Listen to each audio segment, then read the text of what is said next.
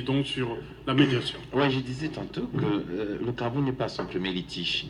Et voyez-vous, à tout dit, c'est la force de l'expérience. Quand on dit force de l'expérience, c'est parce qu'il a un peu d'expérience. Il y a eu le conflit de Bakassi en 94, en 96, il y a un sommet de l'OUA au Cameroun. Est-ce pourquoi l'OUA n'a pas réglé ce conflit? Il y avait tous ces chefs d'État ici.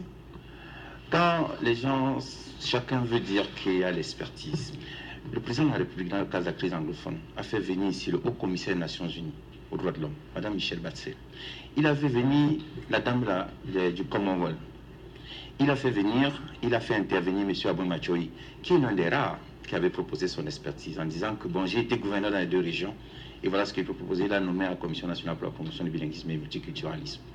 C'est vous dire que si c'est un homme qui a la force de l'expérience, qui dit, je pense qu'il faut faire confiance à la médiation suisse et le gouvernement américain accompagne le gouvernement dans son choix, il me semble qu'il faut faire confiance au président de la République. Et il me semble que M. Bikaï, ce n'est pas sous-estimer l'expertise nationale, ce n'est pas sous-estimer M. Thabo Mbeki, ce n'est pas sous-estimer les autres personnes que vous aviez énumérées tout à l'heure, mais je vais indiquer qu'il y a eu en Côte d'Ivoire, il y a quelques années, une crise post-électorale.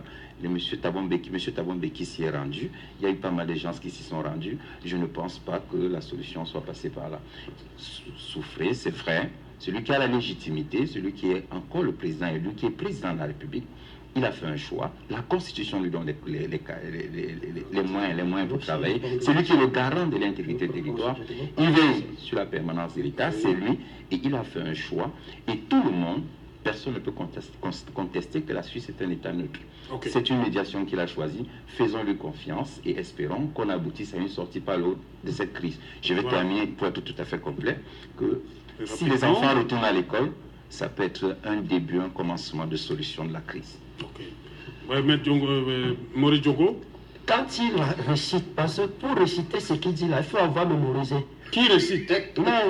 C'est ce qu'il récite depuis 3 ans. Bon, maintenant, où est la problématique? Pourquoi depuis 3 ans on fait ça, ça ne marche pas? C'est là où il y a la problématique. La force de l'expérience, ce n'est pas ce qui est dit dans le 2CS. Dans le 2CS, on doit changer de paradigme. Le nouveau paradigme s'appelle l'approche par les compétences. Quand vous avez une activité à faire, il faut la décomposer en opérations, les hiérarchiser.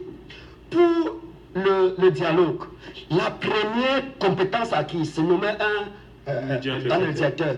La deuxième compétence, c'est qu'il fait ce qu'on appelle l'analyse des situations, problèmes liés à sa médiation. À partir de là, ça va sortir toute la liste des intervenants.